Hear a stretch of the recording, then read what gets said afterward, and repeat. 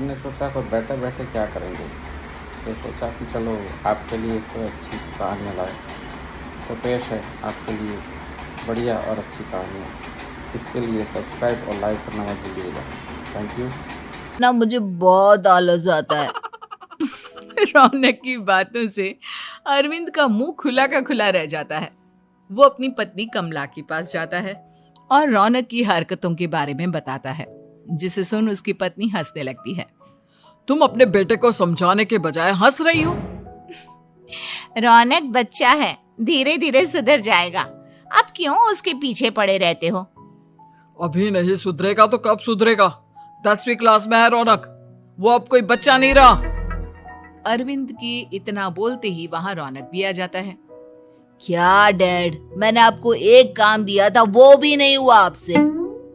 अरे क्या हुआ बेटा?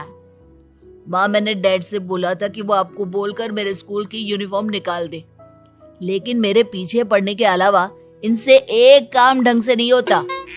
देख रही हो कमला, देख रही हो अपने लाडले को? अरे आप चुप रहिए जी। चलो बेटा, मैं तुम्हें कपड़े निकाल कर दे देती हूँ बस।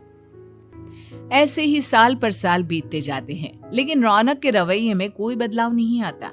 वो पहले से भी ज्यादा आलसी और पूरी तरह अपने माता पिता पर निर्भर हो जाता है। 2 साल बाद पता नहीं कहाँ गायब रहता है पूरे दिन। अब तक तो आ जाना चाहिए था। अरे आप इतनी फिक्र क्यों कर रहे हैं उसकी? दोस्तों के साथ खेल रहा होगा, आ जाएगा अभी। ये कोई टाइम है खेलने का? 10 बजने वाले हैं, इतनी रात में कौन खेलता है?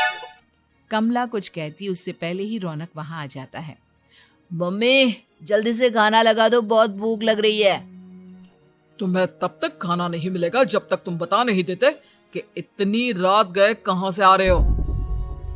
ओ प्लीज डैड, अब आप एसी पे प्रद्युमन बनकर मेरे सर पर बंदूक लेकर मत बैठ जाना। अपनी फालतू की बकवास बंद कर और बता कहां से आ रहा है। माँ, अब समझाइए ना डैड को। बता देना बेटा, इनको भी तसल्ली हो जाएगी। आप बोल रही हैं तो बता देता हूँ। मैं दोस्तों के साथ मूवी देखने गया था, इसलिए देर हो गई। तो इन सब चीजों में मेरे पैसे उड़ाता है। कभी 1 रुपया कमाने के बारे में सोचा है तूने?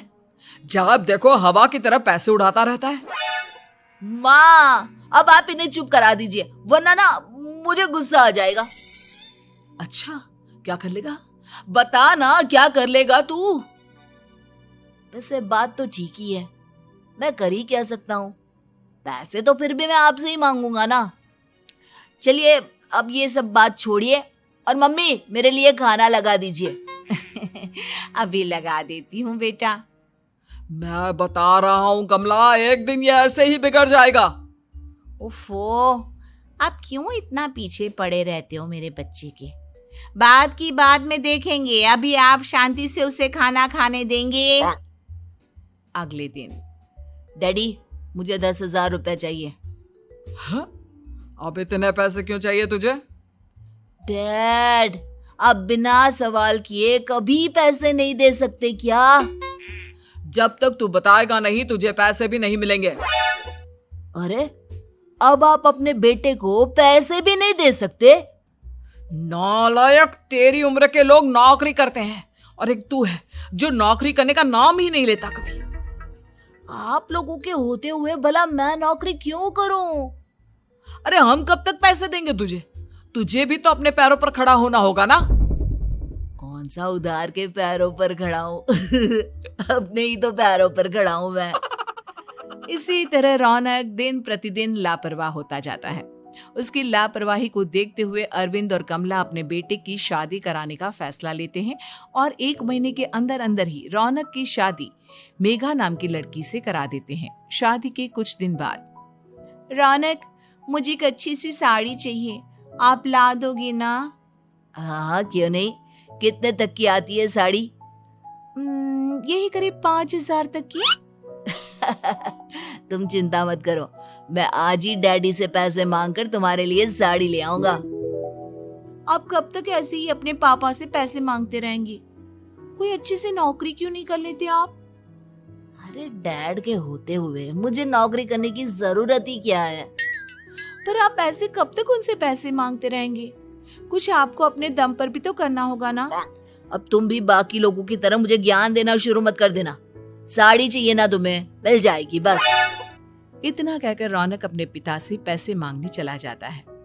डैडी, मुझे 5,000 रुपया चाहिए।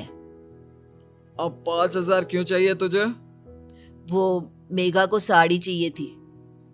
अरविंद आगे बिना कुछ कहे चुपचाप उसे पैसे निकाल कर दे देता है। कुछ दिन बाद, तुम्हें नहीं लगता कमला, रौनक हम पर पहले से भी ज्यादा डिपेंड हो गया है? मुझे तो अब उसके भविष्य की चिंता होने लगी है। कल को हमें कुछ हो गया तो वो क्या करेगा।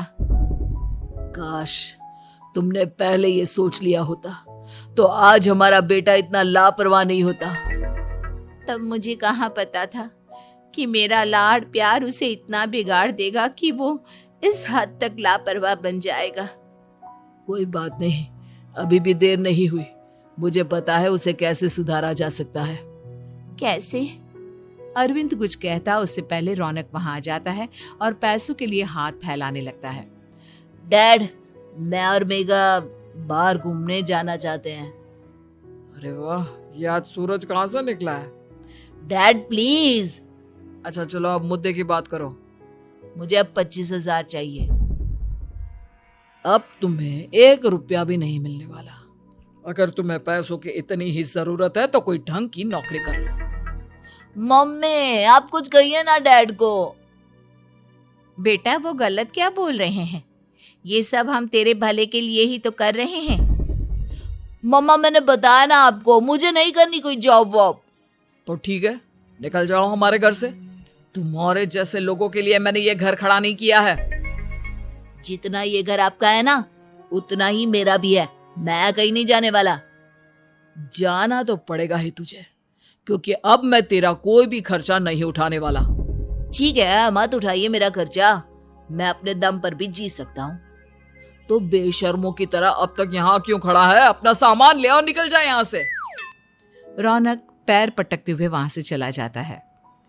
घर से निकालना जरूरी है क्या उसे? बिना पैसों के कौन रखेगा उसे किराए पर? अगर उसका भविष्य सुधारना है तो हमें अपने दिल पर पत्थर रखकर ये कदम उठाना ही होगा।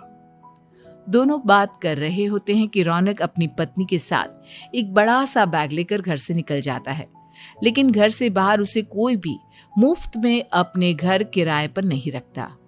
अंत में थक हार कर वो फिर से अपने घर चला जाता है। क्या हुआ? थोड़ी देर पहले तो दहाड़ते हुए घर से निकला था, अब क्या हुआ? नहीं रखा ना किसी ने तुझे किराए पर? डैड प्लीज, मैं कुछ दिनों में कोई अच्छी सी नौकरी शुरू कर दूंगा। आप तब तक तो हमें रख लीजिए प्लीज। सुबह से रात हो चुकी है लेकिन कोई हमें रखने को राजी नहीं है। अब आप ही बताइए, इतनी रात को मैं मेघा को लेकर कहाँ जाऊंगा? ठीक है ठीक है, बहू की वजह से मैं तुझे घर पर रख रहा हूँ, लेकिन तू इस घर में एक बेटे की नहीं बल्कि एक किराएदार की हैसियत से रहेगा। 3 महीने हैं तेरे पास। इन 3 महीनों के अंदर अंदर मुझे तेरी पहली तनख्वाह हाथ में चाहिए, समझ गया? पक्का डैड, इन 3 महीनों के अंदर अंदर तो कोई बढ़िया सी नौकरी ढूंढ ही लूंगा मैं। ऐसे ही धीरे धीरे समय बीतने लगता है और अरविंद के दिए 3 महीनों में से 2 महीने बीत चुके होते हैं। पापा जी ने हमें 3 महीने दिए थे, जिसमें से 2 महीने तो बीत चुके हैं। अब ये आखिरी महीना बचा है। अरे तुम चिंता मत करो, आज मेरा ना 2 जगह इंटरव्यू है, दोनों में से कहीं ना कहीं तो जॉब लगी जाएगी। अच्छा, all the best. Raunak interview के लिए निकल जाता है, जिसके बाद शाम में रौनक घर आता है।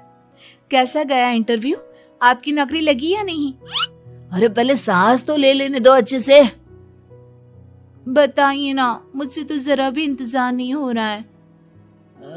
वो दरअसल बात यह है कि मेरी नौकरी तो लग चुकी है लेकिन पैसे बहुत कम है। कितने पैसे हैं? 15,000। इतने में अरविंद और कमला मिठाई का डिब्बा लेकर आ जाते हैं। बधाई हो बेटा। हम जानते थे तेरी जॉब जरूर लगेगी। लेकिन मेरी सैलरी बहुत कम है मम्मा। कम है तो क्या हुआ, धीरे धीरे बढ़ जाएगी। हाँ बेटा, हम तो बस चाहते थे कि तू अपने पैरों पर खड़ा हो जाए। मतलब अब आप मुझे घर से नहीं निकालेंगे? नहीं, ये सब हमने तुझे जिम्मेदार इंसान बनाने के लिए किया था। Thank you mummy papa. अगर आप दोनों ऐसा नहीं करते तो मुझे कभी अपनी जिम्मेदारियों का एहसास तक नहीं होता। आज आपने मुझे सिखा दिया कि इंसान का अपने पैरों पर खड़ा होना भी जरूरी होता है। इतना कहकर रौनक झट से अपने माता पिता के गले लग जाता है और अपनी कमाई की पहली तनख्वाह वो अपने माता पिता के हाथ में सौंपता है। इस तरह रौनक एक गैर जिम्मेदार व्यक्ति से एक जिम्मेदार व्यक्ति बन जाता है।